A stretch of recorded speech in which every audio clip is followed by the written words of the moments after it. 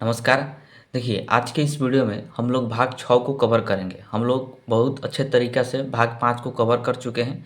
तो आज के इस वीडियो में हम लोग पूरे भाग 6 को कवर करेंगे। जितने भी इसमें आर्टिकल दिए गए हैं सभी को हम लोग एक ही वीडियो में कंप्लीट करने वाले हैं। तो चलिए वीडियो को हम लोग शुरू करते हैं और वीडियो के लास्ट में हम लोग प्रीवियस ईयर क्वेश्चन का टेस्ट भी लगाएंगे जो कि इम्पोर्टेंट है। तो चलिए हम लोग शुरू करते हैं। देखिए, भाग 6 का नाम जो है वह राज्य है यानी स्टेट है। और जो हम लोग आर्टिकल 12 में पढ़े थे, जब हम शुरू में पढ़ रहे थे तो उसमें जो स्टेट था वो अलग था। लेकिन ये वाला राज्य जो राज्य है उसका जिक्र किया गया है। इसमें आर्टिकल जो है 152 से लेकर 237 तक दिया गया है। ठीक है, तो आइए हम लोग एक एक करके आर्टिकल को समझते हैं। सबसे पहला आर्टिकल है 152। इसमें राज्य की परिभाषा दिया गया है कि कौन सा राज्य होगा, जिसमें राज्य सरकारें की बात की गई है, जैसे उत्तर प्रदेश है, बिहार है, झारखंड है। तो उस राज्य की परिभाषा दिया गया आर्टिकल 152 में। ठीक है, उसके बाद आर्टिकल 153 है। इसमें जो है राज्यपाल के पद के बारे में बताया गया है कि भारत में जो है एक प्रत्येक राज्य में एक राज्यपाल होगा। और इसमें देखिए इम्पोर्टेंट पॉइंट है, इसको ध्यान रखिएगा कि 2 राज्यों का एक राज्यपाल हो सकता है, जैसे बिहार और झारखंड। तो इस 2 राज्य का एक व्यक्ति राज्यपाल बन सकता है। लेकिन इसी में कहा गया है कि एक राज्य का 2 राज्यपाल नहीं हो सकता है। मतलब जैसे बिहार है तो बिहार में एक ही राज्यपाल होंगे, उत्तर प्रदेश है उत्तर प्रदेश में एक ही राज्यपाल होंगे। ऐसा नहीं है कि एक राज्य में 2 राज्यपाल को रख दिया जाए, ऐसा नहीं हो सकता है। 2 राज्यों का एक राज्यपाल बन सकता है, यह ध्यान रखना है। ठीक है, उसके बाद है आर्टिकल 154। इसमें जो है कार्यपालिका की शक्ति राज्यपाल में निहित होती है, ये बात कहा गया है। जो कार्यपालिका होता है उसका औपचारिक प्रधान राज्यपाल होते हैं, लेकिन कार्यपालिका के वास्तविक प्रधान की बात करें तो वह मुख्यमंत्री होते हैं। तो ये ध्यान रखना है। जैसे कि केंद्र में था कि केंद्र सरकार का जो औपचारिक प्रधान होता था वो राष्ट्रपति होते थे, और जो वास्तविक प्रधान होते थे वो प्रधानमंत्री। ठीक उसी प्रकार राज्य में भी है कि कार्यपालिका का जो औपचारिक प्रधान होता है वो राज्यपाल होता है राज्यों में, और वास्तविक प्रधान मुख्यमंत्री होते हैं। उसके बाद है आर्टिकल 155। इसमें राज्यपाल की नियुक्ति की जिक्र किया गया है कि राज्यपाल की नियुक्ति जो है पीएम के सलाह पर राष्ट्रपति के द्वारा की जाती है। ध्यान रखिएगा, डायरेक्टली पूछा जाता है कि राज्यपाल की नियुक्ति कौन करते हैं, तो राष्ट्रपति करते हैं और प्रधानमंत्री के सलाह पर करते हैं। उसके बाद देखिए आर्टिकल 156 में राज्यपाल के कार्यकाल बताया गया है कि राज्यपाल का जो कार्यकाल होता है वो 5 वर्ष का होता है, यह ध्यान रखना है। अब ये 5 वर्ष जो है फिक्स नहीं है, क्योंकि राज्यपाल जो होते हैं वो राष्ट्रपति के प्रसाद पर्यंत होते हैं, यानी राष्ट्रपति राज्यपाल को जब चाहे तब उनके पद से हटा सकते हैं। तो यह भी आपको ध्यान रखना है। उसके बाद देखिए आर्टिकल 157 में योग्यता की चर्चा की गई है। किसकी योग्यता है, तो राज्यपाल की योग्यता है। इसमें है कि सबसे पहला कि वो भारत का नागरिक होना चाहिए, दूसरा कि पागल या दिवालिया ना हो, तीसरा कि लाभ के पद पर नहीं होना चाहिए, किसी भी तरह के लाभ के पद पर नहीं होना चाहिए, और चौथा है कि कम से कम उसकी आयु जो है वो 35 वर्ष हो। 35 वर्ष से कम रहेगा तो वो व्यक्ति राज्यपाल नहीं बन सकता है, 35 वर्ष से अधिक होना चाहिए तभी वो राज्यपाल बन सकता है। उसके बाद अगला आर्टिकल है आर्टिकल 158। इसमें जो है शर्त दिया गया है राज्यपाल के लिए। क्या क्या शर्त है, देखिए, वो संसद या विधानमंडल में किसी का भी सदस्य न हो। संसद का मतलब आप समझते हैं लोकसभा राज्यसभा, और विधानमंडल का मतलब हम लोग आगे समझेंगे। विधानमंडल का मतलब हो गया विधानसभा और विधान परिषद जो कि राज्यों में होता है। तो वो किसी का भी सदस्य नहीं होना चाहिए, तभी वो व्यक्ति जो है राज्यपाल बन सकता है। और दूसरा देखिए इम्पोर्टेंट है, उस राज्य का निवासी न हो जिस राज्य का राज्यपाल बनना है। जैसे बिहार के जो राज्यपाल हैं वो हसनैन अत्ता ऐसे करके नाम है, तो वह जो है बिहार के निवासी नहीं है। उसी प्रकार उत्तर प्रदेश के जो राज्यपाल हैं वो भी उत्तर प्रदेश का निवासी नहीं है। यानी जिस व्यक्ति को राज्यपाल बनाना है, जिस राज्य का राज्यपाल बनाना है, वो उस राज्य का निवासी नहीं होना चाहिए। यही बात आर्टिकल 158 में कहा गया है शर्त के रूप में, तो इसको ध्यान रखिएगा। उसके बाद देखिए आर्टिकल 159 इम्पोर्टेंट है। इसमें शपथ का जिक्र किया गया है। राज्यपाल को शपथ कौन दिलाता है, तो जो हाई कोर्ट का मुख्य न्यायाधीश होता है वही दिलाता है। सभी राज्यों में हाई कोर्ट होता है, तो उसी हाई कोर्ट का जो मुख्य न्यायाधीश होता है उस राज्य के राज्यपाल को शपथ दिलाने का काम करता है, तो इसको ध्यान रखिएगा। उसके बाद देखिए आर्टिकल 161। इसमें जो है राज्यपाल की क्षमादान शक्ति है। जैसे हम लोग राष्ट्रपति के क्षमादान शक्ति पढ़े थे कि राष्ट्रपति जो है बहुत सारे सजाओं को माफ़ कर सकता है, तो उसी प्रकार राज्यों में जो है राज्यपाल की भी क्षमादान शक्ति है। अब देखिए इसको हम लोग इस डायग्राम के माध्यम से समझते हैं, पैराग्राफ से आपको आसानी से समझ में आएगा। और हम लोग जो है राष्ट्रपति और राज्यपाल दोनों के क्षमादान शक्ति को समझेंगे ताकि आपको 100% क्लियर हो जाए। इधर देखिए, इधर बिंदु दिया गया है कि लागू क्षेत्र, मृत्युदंड माफी, कोर्ट मार्शल। इधर राज्यपाल की शक्ति है, इधर राष्ट्रपति की शक्ति है। देखिए, जो राज्यपाल की शक्ति होती है, क्षमादान शक्ति, उसका क्षेत्र कहाँ तक होता है, तो स्टेट लॉ तक होता है। मतलब राज्य के कानून के हिसाब से अगर किसी व्यक्ति को सज़ा दिया गया है तो राज्यपाल जो है उस सज़ा पर विचार कर सकता है। लेकिन जो राष्ट्रपति होते हैं वह सेंट्रल लेवल के यानी केंद्र लेवल के कोई भी सज़ा हो या फिर स्टेट लॉ का हो तो वो सभी सज़ाओं पर जो है विचार कर सकते हैं राष्ट्रपति। राष्ट्रपति की क्षमादान की शक्ति आर्टिकल आपको बताया गया था कि 72 में है और राज्यपाल का तो 161 में है। अब देखिए, मृत्युदंड माफ़ी, राज्यपाल जो है पूरी तरीक़ा से किसी के भी मृत्युदंड को माफ़ नहीं कर सकते हैं, मतलब माफ़ी नहीं कर सकते हैं। अगर किसी व्यक्ति को फांसी की सज़ा दिया गया है, मृत्युदंड की सज़ा दिया गया है तो राज्यपाल के हाथ में नहीं है कि उसको वो माफ़ कर दें, लेकिन वही राष्ट्रपति जो है वह माफ़ कर सकते हैं, तो ये ध्यान रखना है। उसके बाद देखिए, कोर्ट मार्शल होता है। कोर्ट मार्शल का मतलब सेना के लोगों द्वारा अगर कोई अपराध किया जाता है या फिर सेना को जब सज़ा दिया जाता है तो कोर्ट मार्शल के द्वारा दिया जाता है। तो राज्यपाल के पास जो है कोर्ट मार्शल के सज़ा को माफ़ करने की शक्ति नहीं है, यह ध्यान रखना है किसी भी राज्यपाल को। लेकिन राष्ट्रपति को है, राष्ट्रपति जो है कोर्ट मार्शल की सज़ा को भी माफ़ कर सकते हैं। ठीक है, तो आई होप कि आपको समझ में आया होगा। अब देखिए, नोट पॉइंट आपको क्या ध्यान रखना है कि राष्ट्रपति की तरह ही राज्यपाल जो है 5 तरह से सज़ा माफ़ कर सकता है, लेकिन केवल राज्य क्षेत्र में लागू कानून को ही माफ़ कर सकते हैं। जो राज्य के कानून के हिसाब से है उसी को राज्यपाल जो है माफ़ कर सकते हैं, और राष्ट्रपति जो है सेंट्रल लेवल हो चाहे स्टेट लेवल हो, किसी की भी सज़ा को माफ़ कर सकते हैं। उसके बाद अगला आर्टिकल है आर्टिकल 163। इसमें है कि राज्यपाल को सलाह देने के लिए राज्य में मंत्रिपरिषद होगा जिसका प्रमुख सीएम होता है। मंत्रियों के समूह को ही क्या कहा जाता है, मंत्रिपरिषद कहा जाता है, और ये सेंट्रल लेवल पर भी होता है, राज्य लेवल पर भी होता है। तो राज्य लेवल पर भी जो होता है उसको भी मंत्रिपरिषद ही कहा जाता है। तो इसमें कहा गया 163 में कि जो मंत्रिपरिषद होगा वह जो है राज्यपाल को सलाह देगा किसी भी मुद्दे पर, और जो मंत्रिपरिषद होता है उसका प्रमुख कौन होता है, तो सीएम होते हैं यानी मुख्यमंत्री होते हैं। ठीक है, उसके बाद है आर्टिकल 164। इसमें राज्यपाल सीएम की नियुक्ति करते हैं। ध्यान रखिएगा, बहुत इंपॉर्टेंट है कि मुख्यमंत्री की नियुक्ति कौन करते हैं, तो राज्यपाल के द्वारा की जाती है। उसके बाद जो है सीएम की सलाह पर मंत्रिपरिषद की नियुक्ति करते हैं। जैसे राज्यपाल पहले जो है मुख्यमंत्री की नियुक्ति करेंगे, और जब मुख्यमंत्री चुन लिए जाएंगे तो फिर मुख्यमंत्री के सलाह पर मंत्रिपरिषद की नियुक्ति मतलब अन्य मंत्रियों की नियुक्ति राज्यपाल के द्वारा की जाती है। तो ये आपको ध्यान रखना है। अब देखिए, इंपॉर्टेंट है मुख्यमंत्री की कर्तव्य एवं शक्तियाँ क्या क्या है, आइए उसको समझते हैं। सबसे पहला है कि मुख्यमंत्री राज्य कार्यपालिका का वास्तविक प्रमुख होता है, जो मुख्यमंत्री होता है, तो मैंने आपको शुरू में ही बताया। और जो नाम मात्र का जो प्रमुख होता है कौन होता है, तो राज्यपाल होते हैं। उसके बाद देखिए, वह विधानमंडल की सूचना राज्यपाल को देता है। विधानमंडल का मतलब विधानसभा और विधान परिषद, इसकी सूचना जो है मुख्यमंत्री किसको देते हैं, तो राज्यपाल को देते हैं।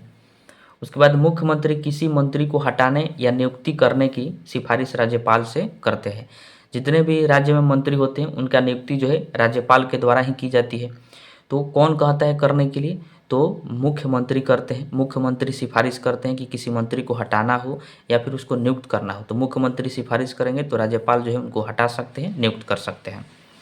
उसके बाद है कि मुख्यमंत्री की मृत्यु या त्याग पत्र से मंत्रिपरिषद भंग हो जाता है। जैसे कि केंद्र में प्रधानमंत्री की मृत्यु या फिर त्याग पत्र से मंत्रिपरिषद भंग होता है, ठीक उसी प्रकार राज्य में भी अगर मंत्रिपरिषद भंग करना है तो मुख्यमंत्री की मृत्यु होगी तो भंग हो जाएगा, या फिर मुख्यमंत्री अपना त्याग पत्र देंगे तो भंग हो जाएगा। और जब नया मुख्यमंत्री आते हैं तो अपने हिसाब से मंत्रिपरिषद का गठन करते हैं, अपने हिसाब से सभी मंत्रियों की नियुक्ति करते हैं। तो ये आपको ध्यान रखना है। उसके बाद है आर्टिकल 165। इसमें जो है महाधिवक्ता का जिक्र किया गया है, यानी एडवोकेट जनरल, बहुत इंपॉर्टेंट है, ध्यान रखना है। अब देखिए, यह राज्य सरकार को कानूनी सलाहकार देता है। जैसे हम लोग पढ़े थे महान्यायवादी केंद्र सरकार में, तो महान्यायवादी क्या करता है, वह केंद्र सरकार को कानूनी सलाह देता है। तो ठीक उसी प्रकार राज्यों में भी महाधिवक्ता होता है, यानी एडवोकेट जनरल। यह राज्य सरकार को कानूनी सलाह देता है किसी भी मुद्दे पर। अगर राज्य सरकार को कानूनी सलाह देना हो कि आप कौन सा काम कर सकते हैं, कौन नहीं कर सकते हैं कानून के रूप में, या फिर अगर मान लीजिए राज्य सरकार पर किसी प्रकार का केस हो जाता है, कानून की जानकारी लेना है, तो राज्य सरकार जो है महाधिवक्ता से ही लेता है, यानी एडवोकेट जनरल से ही लेता है। ठीक है, अब देखिए, इसकी नियुक्ति जो है राज्यपाल के द्वारा की जाती है। महाधिवक्ता को कई बार पूछा गया है, इसको ध्यान रखना है। अब इसकी योग्यता की बात करें महाधिवक्ता की, तो यह हाई कोर्ट के न्यायाधीश के बराबर इसकी योग्यता होती है। जो हाई कोर्ट में न्यायाधीश होते हैं यानी जज होते हैं, उनकी योग्यता के बराबर जो है महाधिवक्ता की योग्यता होती है। यानी उसी व्यक्ति को बनाया जाएगा जिसके हाई कोर्ट के न्यायाधीश के बराबर योग्यता रखता हो उसी को। उसके बाद अधिकार क्षेत्र की बात करते देखिए, विधानमंडल की कार्रवाई में भाग लेता है परंतु वोट नहीं देता। जैसे महान्यायवादी था केंद्र सरकार में कि वह जो है संसद की कार्रवाई में भाग लेता था, लोकसभा में बैठ सकता है, राज्यसभा में बैठ सकता है, लेकिन जब वोटिंग होगा तो वह नहीं कर सकता है। ठीक उसी प्रकार जो महाधिवक्ता होता है वो विधानमंडल यानी विधान परिषद में भी बैठ जाएगा और विधानसभा में बैठ जाएगा, लेकिन अगर वोट देना हो तो वोट नहीं दे सकता है। अब इसकी कार्यकाल की बात करें तो इसकी कार्यकाल जो है निश्चित नहीं है, यानी राष्ट्रपति के प्रसाद पर्यंत होता है। 5 साल भी रह सकता है, 10 साल भी रह सकता है, या फिर 2 साल भी रह सकता है। जब मन करे तब राष्ट्रपति उनको हटा सकते हैं, क्योंकि राष्ट्रपति के प्रसाद पर्यंत होता है। ठीक है। उसके बाद आर्टिकल है आर्टिकल 168, ये इम्पोर्टेंट है। इसमें देखिए विधानमंडल की चर्चा है। अब देखिए राज्यों में कानून बनाने की जो संस्था है वो विधानमंडल है। राज्यों में किसी तरह का कानून बनाना, कोई भी नियम लाना हो तो वो कौन लाता है? विधानमंडल के द्वारा ही लाया जाता है। और विधानमंडल का ध्यान रखिएगा, 2 अंग जो है वो 3 होता है। विधानमंडल का अंग कितना होता है? तो 3 होता है। तीनों आप देख रहे हैं, एक होता है विधानसभा, दूसरा होता है विधान परिषद, तीसरा होता है राज्यपाल। जैसे कि संसद था तो संसद या राज्यों में विधानमंडल दोनों बराबर है। संसद के भी 3 अंग होते थे, लोकसभा, राज्यसभा और राष्ट्रपति। ठीक उसी प्रकार विधानमंडल का भी 3 अंग होता है, विधानसभा, विधान परिषद और राज्यपाल। जैसे संसद में 2 अंग था, लोकसभा और राज्यसभा, उसी प्रकार विधानमंडल का भी इसमें सदन की बात करें तो 2 सदन होता है, विधानसभा होता है और विधान परिषद होता है। तो ये आपको ध्यान रखना है, सेम जो है संसद से ही रिलेटेड है ये। अब आइए हम समझते हैं कि विधानसभा और विधान परिषद इन दोनों के बारे में अंतर समझेंगे, बहुत इंपॉर्टेंट है। देखिए जैसा कि आप देख रहे हैं, एक तरफ लिखा है विधानसभा और दूसरी तरफ लिखा है विधान परिषद। विधानसभा की चर्चा जो है आर्टिकल 170 में किया गया है और विधान परिषद की चर्चा जो है आर्टिकल 171 में किया गया है, ये ध्यान रखिएगा। अब देखिए विधानसभा जो है यह भंग हो सकता है, इसलिए इसको अस्थायी या फिर निम्न सदन कहा जाता है। भंग कैसे होगा? अगर मुख्यमंत्री की मृत्यु हो जाती है या फिर मुख्यमंत्री अपना त्यागपत्र दे देते हैं तो ये भंग हो जाएगा अपने कार्यकाल से पहले, इसलिए इसको अस्थायी कहा जाता है या फिर निम्न सदन के नाम से जाना जाता है।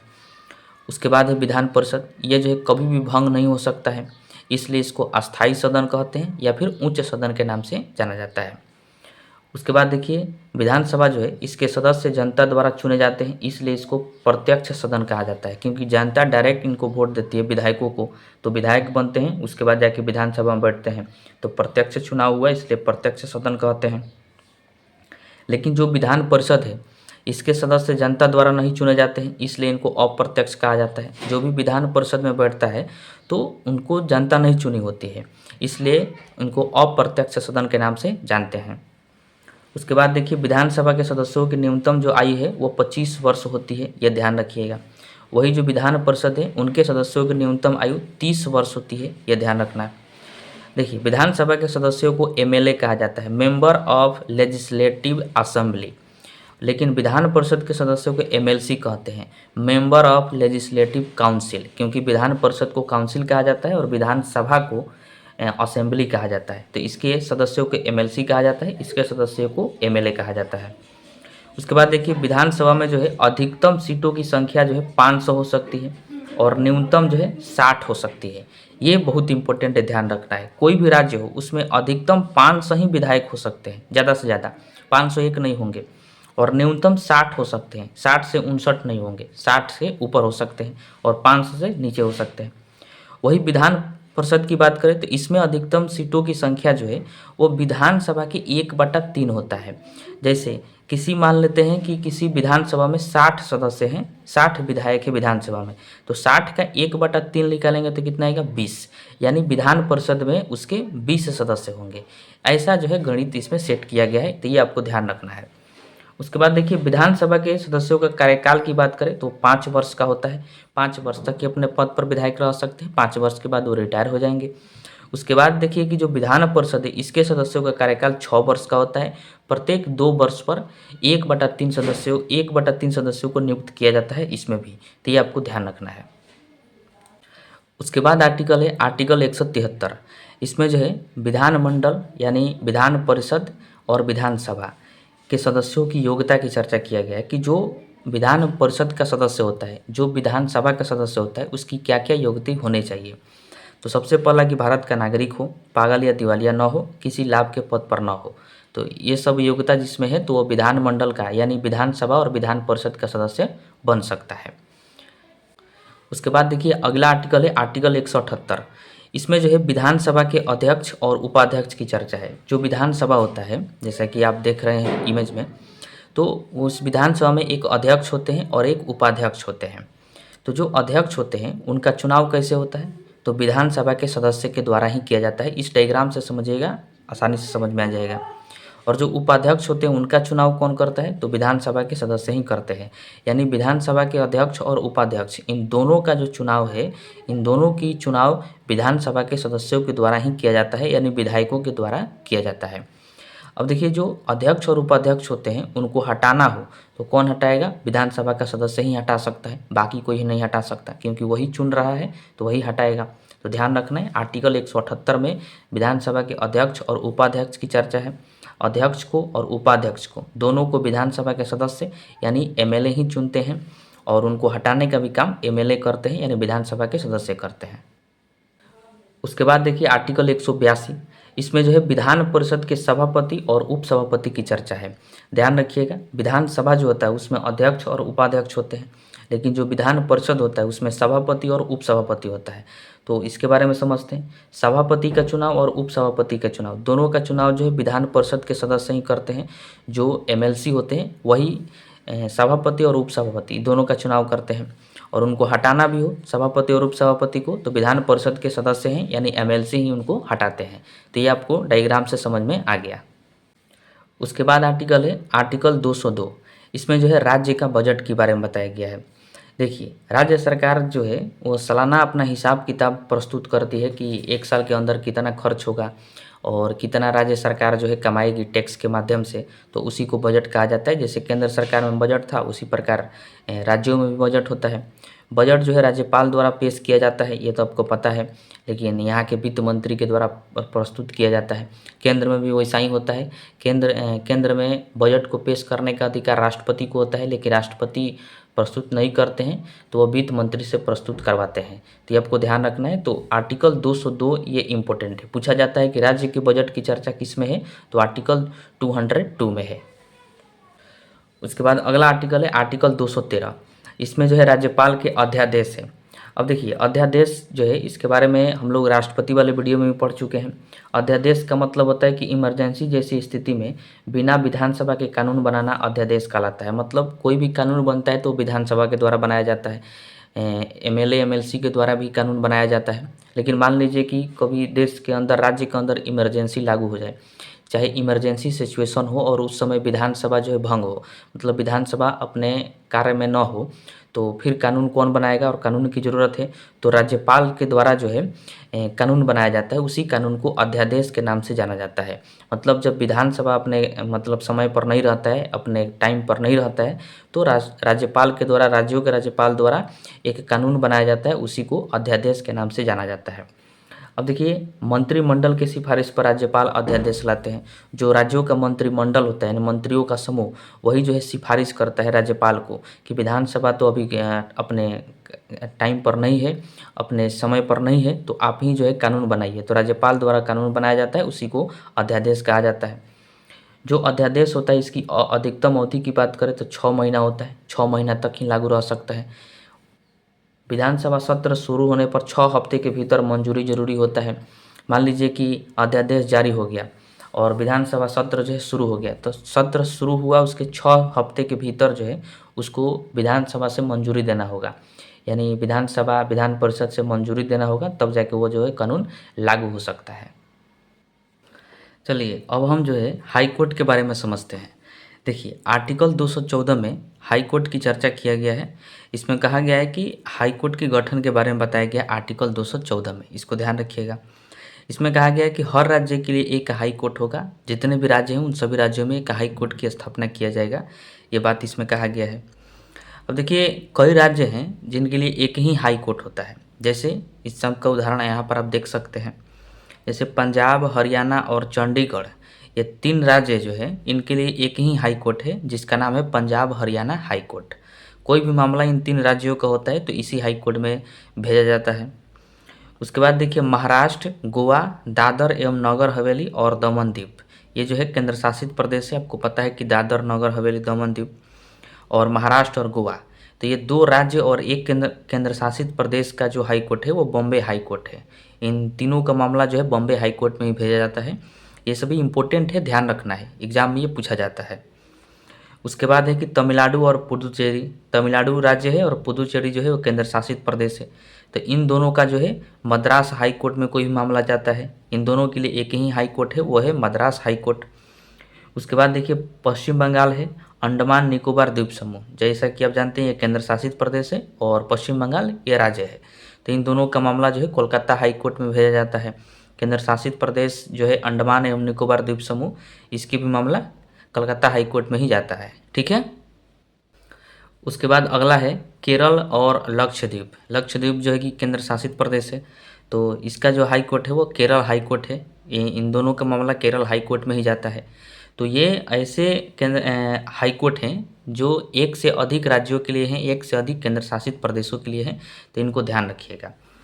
अब देखिए यहाँ पर कि सर्वाधिक जजों की संख्या जो है किस हाई कोर्ट में है, तो इलाहाबाद हाई कोर्ट में है। इलाहाबाद कहाँ है? उत्तर प्रदेश में है, ये आपको पता है। तो इलाहाबाद हाई कोर्ट में सबसे ज़्यादा जजों की संख्या है और ध्यान रखिएगा इसमें जो है कुल जजों की संख्या 160 है, जो कि सभी हाई कोर्ट से बहुत ज़्यादा है। ठीक है।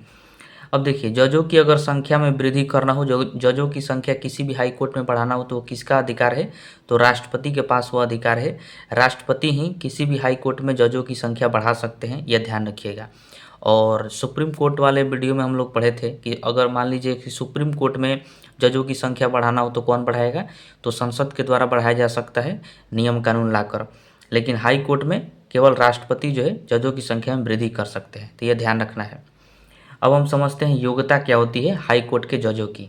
तो देखिए योग्यता यह है कि डिस्ट्रिक्ट कोर्ट में 10 साल वकील रहा हो या फिर डिस्ट्रिक्ट कोर्ट में 5 साल जज रहा हो, तो वह व्यक्ति जो है हाई कोर्ट के जज बनने की योग्यता रखता है, हाई कोर्ट का जज वो बन सकता है। इतना ही नहीं है, इसमें है कि राज्यपाल के नज़र में कानून का अच्छा जानकार हो। राज्यपाल के नज़र में कानून का अच्छा जानकार भी होना चाहिए। अगर ये दोनों योग्यता हैं, 10 साल वकील रहा हो या फिर 5 साल जज रहा हो किसी भी डिस्ट्रिक्ट कोर्ट में, लेकिन अगर राज्यपाल कह रहे हैं कि वह कानून का अच्छा जानकार नहीं है, तो फिर उस व्यक्ति को हाई कोर्ट का जज नहीं बनाया जा सकता है। तो ये बातें आपको ध्यान रखना है। तो देखिए अब हम समझते हैं कि कोई व्यक्ति जज कैसे बनता है। तो देखिए जो सुप्रीम कोर्ट का मुख्य न्यायाधीश होता है और जो हाई कोर्ट का मुख्य न्यायाधीश होता है, राज्यों में होता है हाई कोर्ट, तो सुप्रीम कोर्ट का मुख्य न्यायाधीश और हाई कोर्ट के मुख्य न्यायाधीश ये दोनों मिलकर जो है सिफारिश करते हैं। किससे सिफारिश करते हैं? तो राष्ट्रपति से सिफारिश करते हैं और उसके बाद राष्ट्रपति जो है उस व्यक्ति को हाई कोर्ट का जज नियुक्त कर देते हैं। जैसे मान लीजिए कि किसी भी व्यक्ति को हाई कोर्ट का जज बनाना है, तो सुप्रीम कोर्ट का मुख्य न्यायाधीश उसको और हाई कोर्ट का मुख्य न्यायाधीश ये दोनों मिलकर सिफारिश करेंगे राष्ट्रपति से और राष्ट्रपति उस व्यक्ति को हाई कोर्ट का जज जो है नियुक्त कर देते हैं। ठीक है। अब देखिए जो हाई कोर्ट के जज होते हैं वह शपथ जो है उनको कौन दिलाता है? तो राज्यपाल दिलाते हैं, ये आपको ध्यान रखना है। और जो हाई कोर्ट के जज होते हैं अगर उनको अपना त्यागपत्र देना हो तो किसे देंगे? तो राष्ट्रपति को देंगे। तो ये दोनों इंपॉर्टेंट है, ध्यान रखना है। लेकिन सुप्रीम कोर्ट के जो जज होते हैं उनको शपथ भी राष्ट्रपति दिलाते हैं और वो त्यागपत्र भी राष्ट्रपति को ही देते हैं। लेकिन हाई कोर्ट में ऐसा नहीं है। हाई कोर्ट के जो जज होंगे वह उनको शपथ दिलाने का काम राज्यों के जो राज्यपाल होंगे वो करेंगे और त्यागपत्र वह जो है राष्ट्रपति को सौंपते हैं। तो ये ध्यान रखिएगा। उसके बाद देखिए कि जो हाई कोर्ट के जज होते हैं उनकी उम्र सीमा कितनी होती है? तो 65 वर्ष होता है। 65 वर्ष आयु तक जो है वो अपने पद पर रह सकते हैं, जैसे सुप्रीम कोर्ट के जज होते हैं, ठीक उनका भी आयु हाई कोर्ट के जज के बराबर ही होता है। और देखिए अगर 65 वर्ष से पहले या फिर उनके कार्यकाल से पहले उनको हटाना है तो फिर उन पर जो है महाभियोग लगाना पड़ेगा। महाभियोग के द्वारा ही उनको जो है उनके पद से हटाया जा सकता है जजों को। जैसे सुप्रीम कोर्ट के जजों को हटाना है तो महाभियोग लगता है, उसी प्रकार हाई कोर्ट के जजों को हटाना है तो महाभियोग के द्वारा ही हटाया जा सकता है। नहीं तो ऐसे वो 65 वर्ष की आयु तक अपने पद पर बने रहते हैं। ठीक है। और वेतन कहाँ से मिलता है? तो जो राज्यों का संचित निधि होता है, राज्यों के संचित निधि कोष से हाई कोर्ट के जजों को वेतन दिया जाता है, ये ध्यान रखिएगा। उसके बाद अगला आर्टिकल है आर्टिकल 226। देखिए ये इम्पोर्टेंट है। आर्टिकल 226 में कहा गया है कि हाई कोर्ट जो है वो 5 प्रकार का रिट जारी कर सकता है। जैसे सुप्रीम कोर्ट 5 प्रकार का रिट जारी करता है, आर्टिकल 32 के तहत हम लोग पढ़े थे। ठीक उसी प्रकार आर्टिकल 226 के तहत हाई कोर्ट भी 5 प्रकार के रिट जारी कर सकता है। और 5 प्रकार के रिट वो कौन कौन से हैं हम लोग बहुत पहले भी इसके बारे में समझ चुके हैं, तो फिर यहाँ पर पढ़ना ज़रूरी नहीं है। अगर इसको समझना है तो आप जो है हाई कोर्ट वाला वीडियो देख सकते हैं, उसमें मैंने आपको बताया है। और आर्टिकल 32 को आप समझ सकते हैं, उसका प्रॉपर एक वीडियो है, उसमें सभी चीज़ें ये बताया गया है। तो 5 प्रकार का रिट है, हबियस कॉर्पस, मैंडेमस है, सर्टियोरेरी है, प्रोहिबिशन है और क्यू वारंटो है। ये 5 प्रकार के रिट जो है हाई कोर्ट भी जारी करता है मूल अधिकार के हनन होने पर, और सुप्रीम कोर्ट भी जारी करता है आर्टिकल 32 के तहत यही 5 प्रकार के रिट को। ठीक है। उसके बाद देखिए नोट पॉइंट ध्यान रखिएगा कि ज़्यादातर जो है सिविल और क्रिमिनल केसेस जो है वो पहले डिस्ट्रिक्ट कोर्ट में जाते हैं। किस कोर्ट में जाते हैं? तो पहले उनको डिस्ट्रिक्ट कोर्ट में भेजा जाता है। अगर डिस्ट्रिक्ट कोर्ट के बस का बात नहीं है तो फिर उसको रेफ़र किया जाता है हाई कोर्ट में। तो ये ध्यान रखना है। बहुत सारे ऐसे मामले हैं जो पहले डिस्ट्रिक्ट कोर्ट में भेजे जाते हैं। कुछ क्रिमिनल केसेस हैं, कुछ सिविल केसेस हैं, तो उनको डिस्ट्रिक्ट कोर्ट में भेजा जाएगा। अगर डिस्ट्रिक्ट कोर्ट के बस का नहीं है, डिस्ट्रिक्ट कोर्ट जो है उसमें अगर संविधान की अच्छे से व्याख्या करना है तो फिर उसको हाई कोर्ट में रेफ़र कर दिया जाता है, तो वो चला जाता है हाई कोर्ट में। ठीक है। लेकिन देखिए कुछ ऐसे भी मामले हैं जो सीधे जो है हाई कोर्ट में भेजे जाते हैं, डिस्ट्रिक्ट कोर्ट में वो नहीं जाते हैं, डायरेक्टली उसको हाई कोर्ट में भेजा जाता है। जैसे ये सभी मामले हैं, देख सकते हैं। पहला है कि मूल अधिकार हनन मामला। अगर मूल अधिकार का हनन हो रहा है किसी व्यक्ति का तो डायरेक्टली हाई कोर्ट जा सकता है या फिर डायरेक्टली सुप्रीम कोर्ट जा सकता है। तो फिर हाई कोर्ट आर्टिकल 226 के तहत 5 प्रकार के रिट जारी करेगा, या फिर सुप्रीम कोर्ट गया है तो सुप्रीम कोर्ट जो है आर्टिकल 32 के तहत 5 प्रकार के रिट जारी करेगा। उसके बाद है जनहित याचिका, जिसको पील कहा जाता है। पील के बारे में हम लोग बहुत पहले ही समझ चुके हैं। पब्लिक इंटरेस्ट लिटिगेशन इसको कहा जाता है। तो जनहित याचिका जो है डायरेक्टली हाई कोर्ट में ही जारी किया जा सकता है या फिर सुप्रीम कोर्ट में, डिस्ट्रिक्ट कोर्ट में इसको नहीं भेजा जाता है, तो ये ध्यान रखना है। उसके बाद किसी कंपनी का अगर विवाद हो गया है तो उस विवाद को हाई कोर्ट में ही सुलझाया जाएगा, डिस्ट्रिक्ट कोर्ट में नहीं जा सकता ये। उसके बाद कोर्ट का कोई आदेश नहीं मानता है कोई व्यक्ति, तो फिर हाई कोर्ट जो है उसको अपने पास बुला सकता है डायरेक्टली। तो ये भी जो है डायरेक्टली हाई कोर्ट में ही जाता है मामला। विवाह और तलाक का कोई मामला हो, बहुत भारी मामला हो, तो उसको जो है डायरेक्टली कहाँ पर हाई कोर्ट में ही सुलझाया जाएगा। जैसे अभी फ़िलहाल देखिएगा एक भोजपुरी के एक्ट्रेस है पवन सिंह, तो उसका जो क्या है विवाह और तलाक का मामला है, तो वो कौन सुलझा रहा है? Patna high court.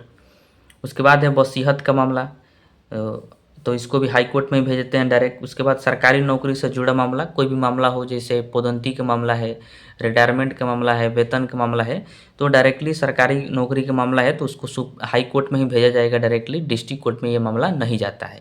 तो ये सभी जो है डायरेक्टली हाई कोर्ट में जाते हैं, ध्यान रखिएगा, ये पूछा जाता है। उसके बाद देखिए नोट पॉइंट आपको ध्यान रखना है कि भारत में कुल 25 हाई कोर्ट हैं, ये सभी को पता होता है।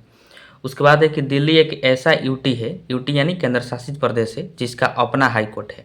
बाकी हम लोग पढ़े इसके पहले तो बहुत सारे केंद्र शासित प्रदेश हैं जिनका राज्यों के हाई कोर्ट में ही उसका अधिकार दे दिया गया है, क्षेत्राधिकार है कि वहीं पर जाके कोई मामला जा सकता है केंद्र शासित प्रदेश का। लेकिन दिल्ली जो है आपको पता है कि केंद्र शासित प्रदेश है, तो ये ऐसा एक केंद्र शासित प्रदेश हो जाता है जिसका अपना एक हाई कोर्ट है, दिल्ली हाई कोर्ट। और दिल्ली में ही सुप्रीम कोर्ट है, तो ध्यान रखना है।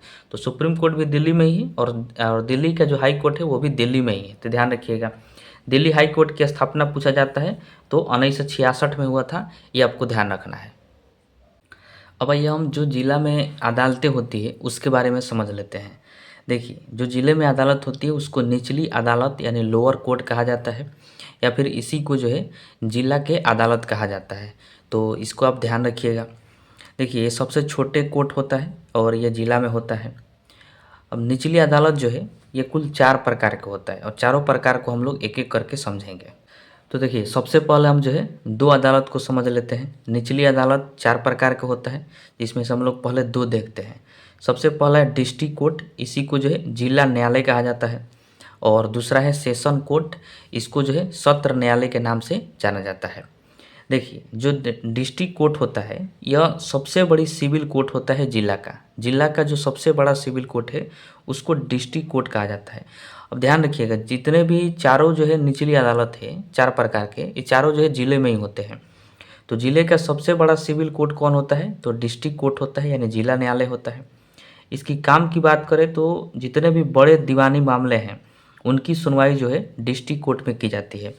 जैसे बहुत बड़ा संपत्ति का विवाद है या फिर बहुत बड़ा किसी संपत्ति का विवाद है, तो उन सभी विवादों को जो है किस में सुलझाया जाता है, तो जिला न्यायालय में सुलझाया जाता है। अगर बहुत बड़ा कोई दीवानी मामला है तो उसका जो है सुनवाई डिस्ट्रिक्ट कोर्ट में की जाती है।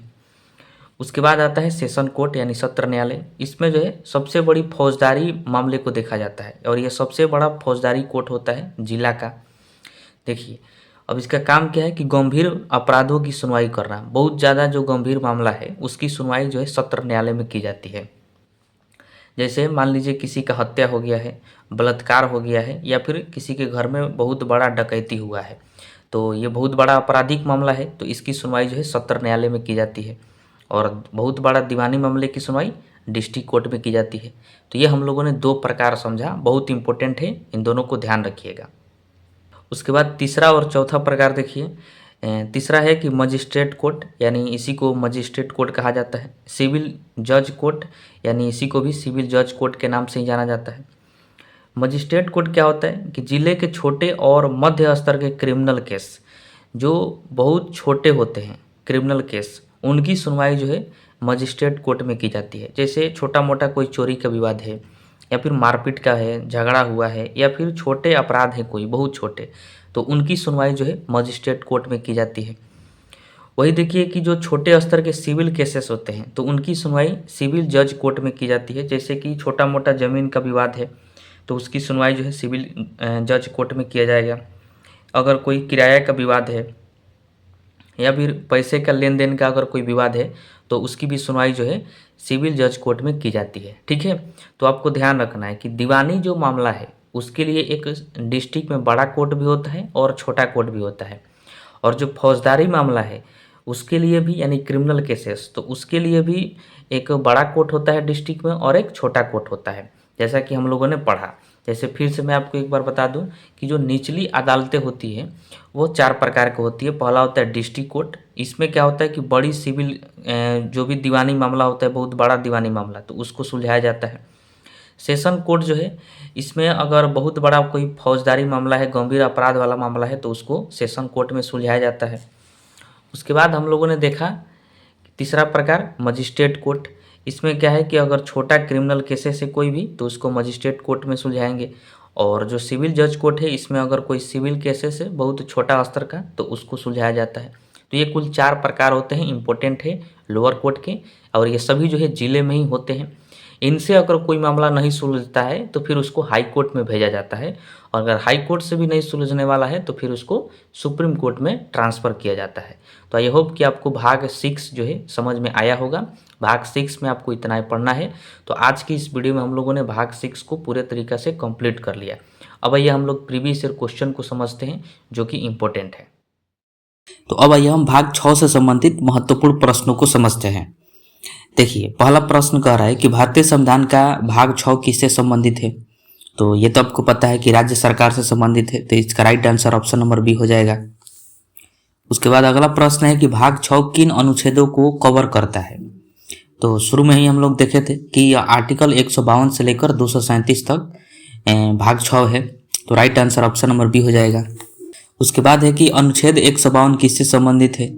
तो ये जो है राज्य की परिभाषा इसमें दिया गया है, तो राइट आंसर इसका भी बी हो जाएगा। उसके बाद है कि राज्यपाल की नियुक्ति कौन करता है।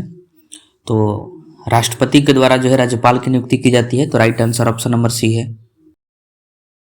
अगला है राज्यपाल का कार्यकाल कितने वर्षों का होता है। तो 5 वर्षों का होता है, लेकिन राष्ट्रपति की यह इच्छा पर निर्भर करता है, प्रसाद पर्यंत होता है, 5 वर्ष से पहले भी हटाया जा सकता है। Right answer option number C. उसके बाद है कि राज्य में वास्तविक कार्यपालिका कौन होता है। तो मैंने आपको बताया था कि वास्तविक प्रधान जो है वो मुख्यमंत्री होते हैं और औपचारिक प्रधान कौन होते हैं, तो राज्यपाल होते हैं। तो इसमें वास्तविक कार्यपालिका को पूछ रहा है, तो इसका right answer option number B हो जाएगा, मुख्यमंत्री। उसके बाद है मुख्यमंत्री की नियुक्ति कौन करता है। तो राज्यपाल के द्वारा मुख्यमंत्री की नियुक्ति की जाती है, जो राज्यों का राज्यपाल होता है।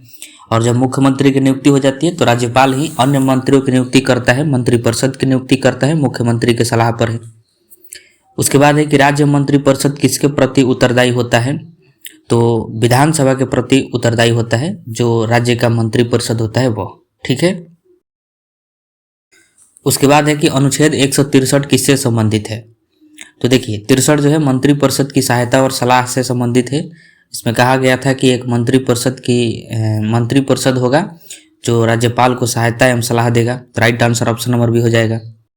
उसके बाद प्रश्न है कि राज्य में द्विसदनीय विधानमंडल किसमें होता है। सभी राज्यों में, केवल बड़े राज्यों में, कुछ राज्यों में, किसी में नहीं। तो देखिए इसका राइट आंसर हो जाएगा ऑप्शन नंबर सी, कुछ राज्यों में। ध्यान रखिएगा कि जो विधानमंडल के अंतर्गत जो है दो चीजें आती है, यानी दो सदन होता है। एक होता है विधानसभा और दूसरा होता है विधान परिषद। तो सभी राज्यों में विधानसभा तो है, लेकिन सभी राज्यों में विधान परिषद नहीं है, ये आपको ध्यान रखना है। विधान परिषद जो है कुछ ही राज्यों में आपको देखने को मिलेगा, सभी राज्यों में विधान परिषद नहीं है। तो द्विसदनीय की व्यवस्था जो है सभी राज्यों में नहीं है, कुछ राज्यों में है। यानी सभी राज्यों में एक सदन है लेकिन द्विसदन नहीं है, यानी सभी राज्यों में विधान परिषद नहीं है, यह ध्यान रखना है। इसके बाद प्रश्न है कि विधान परिषद यानी लेजिस्लेटिव काउंसिल का अस्थायी सदन होने का अर्थ क्या होता है। विधान परिषद को अस्थायी सदन कहा जाता है, हम लोग पढ़े हैं। क्यों कहा जाता है अस्थायी सदन? क्योंकि यह कभी भी भंग नहीं होता है, इस वजह से इसको अस्थायी सदन या फिर उच्च सदन कहा जाता है। तो right answer option number A हो जाएगा। अगला है विधान परिषद के कितने सदस्य 2 वर्ष में रिटायर होते हैं। तो 1/3 सदस्य 2 वर्ष में क्या हो जाते हैं, रिटायर हो जाते हैं। उसके बाद है कि राज्य विधानसभा की अधिकतम सदस्य संख्या क्या हो सकती है। तो मैंने आपको बताया था कि अधिकतम जो है 500 हो सकता है और न्यूनतम 60 हो सकता है। तो right answer option number C हो जाएगा, इसमें अधिकतम पूछ रहा है। अगला है कि अनुच्छेद 200 किससे संबंधित है। तो देखिएगा ये ध्यान रखना है, बिल पर राज्यपाल की स्वीकृति, किसी भी बिल पर राज्यपाल जो है स्वीकृति देते हैं, ये बात आर्टिकल 200 में कहा गया है, ये ध्यान रखना है। अगला प्रश्न है कि उच्च न्यायालय का प्रावधान किस अनुच्छेद से शुरू होता है। तो आर्टिकल 214 से होता है। इसी में तो कहा गया था कि हाई कोर्ट की स्थापना, उसका गठन किया जाएगा प्रत्येक राज्यों में। तो आर्टिकल 214 जो है राइट आंसर हो जाएगा।